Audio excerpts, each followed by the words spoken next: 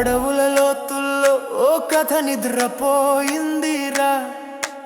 ఆ కథ నేడు లక్షల గుండెల్ని లేపిందిరా. కాకతీయ రాజ్యం కాలంలో కలిసే అడవుల పోరాటం. అస్త్రం లేదు, సైన్యం లేదు, అమ్మల యోధులైన కాలం.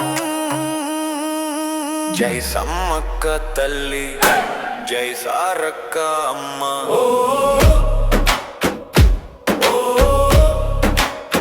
సమ్మక్క సారక్క జై జై జాతర తల్లిరు. తల్లి బాటలోనే నడిచిన సారక్క అమ్మ వీరురాలు.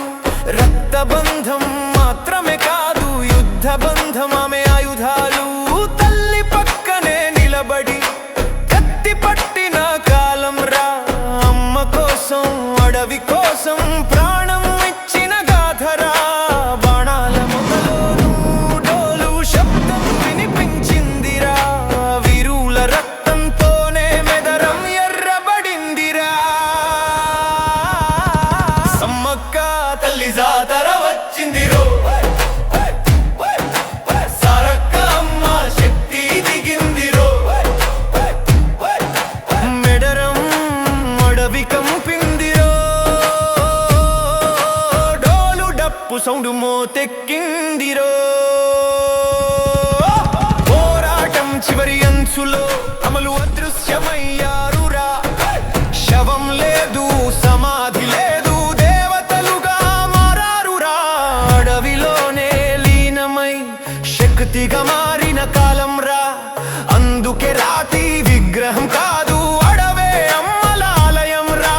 ప్రతి 2 ఏళ్లకోసారి అమ్మలు తిరిగి వస్తారంట.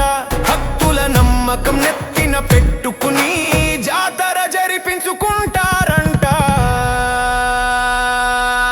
సమ్మక్క సారక్క జాతర జాతర తెలంగాణ గుండె దడదడ.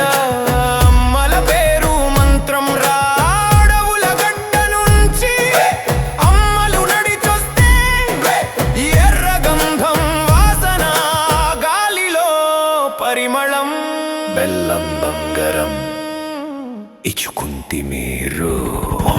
బంగారు బొట్టు నుదుట కుంకుమ మెరిసితే లక్షల మంది భక్తుల కళ్ళలో వెలుగురా. ఓయ్ ఓయ్ ఓయ్ ఓయ్ సమ్మక్క తల్లి జాతర వచ్చిందిరో. సారక్క అమ్మ శక్తి దిగిందిరో. మెదరం అడవి కంపిందిరో. డీజే సౌండ్ కి లోకం ఊగిందిరో. డోలు డోలు డప్పు డప్పు అమ్మల పేరు చెప్పు చెప్పు. సమ్మక్కే